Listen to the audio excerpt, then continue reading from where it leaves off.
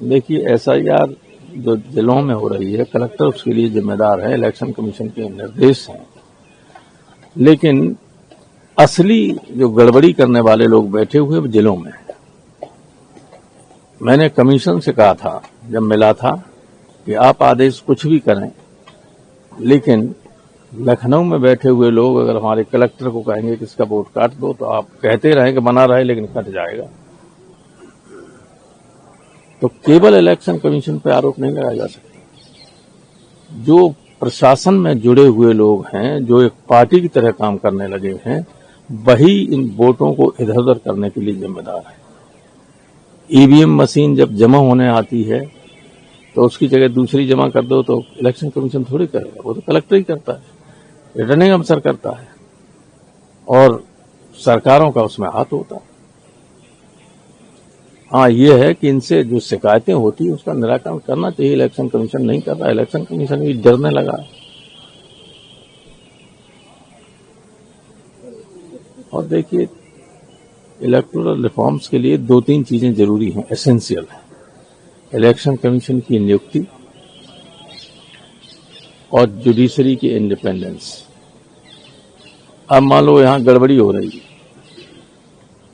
तो election commission कहेगा कि अभी तो वो हाई सुप्रीम कोर्ट कहेगा कि इलेक्शन कमीशन के काम में हम हस्तक्षेप नहीं कर रहे। चाहे जिंदा को मरा दिखा दो, चाहे मरे को जिंदा दिखा दो, सुप्रीम कोर्ट उसको हस्तक्षेप नहीं करेगा। तो कुछ बातें ऐसी हैं जिनमें सुधार की आवश्यकता है बड़े पैमाने पर।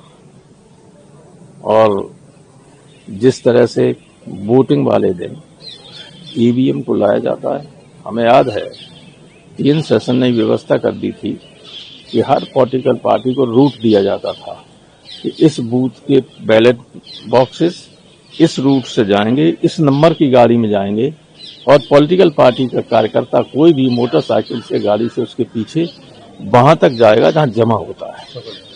और स्ट्रांग रूम में जब रखी जाएगा, बैलेट बॉक्स रखा जाएगा, वहां हर पार्टी का एक एजेंट रहेगा कि कोई पहले से तो नहीं रखे हुए हैं।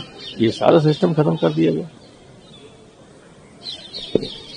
सर, इंडिगो में लगातार अभी भी जो कंट्रोवर्सी चल रही है उससे देखिए, एक चीज पे लोगों को सोचना होगा, आखिर अकस्मात इंडिगो की समस्या क्यों आई? वो एक आदेश से आई। आदेश तो इंडिगो का था नहीं, आदेश किसका था? आदेश सिविल एविएशन मिनिस्ट्री का था। उस आदेश के तहत ये कहा कि इतने पायलट्स को रेस्ट करना है, वो करना है। मान लो पायलट पूरे नहीं, 100 पायलट में एक सप्ताह में 50 पायलट रेस्ट करने लगे, तो प्लेन कौन उड़ाएगा? यही तो बस गड़बड़ी हुई। अब आप देखिए, 10% कम कर दिया उसका, 10% किन्हें मिलेगा? टाटा को मिलेगा, और टाटा को अडानी लेने जा रहा है। Everybody knows it.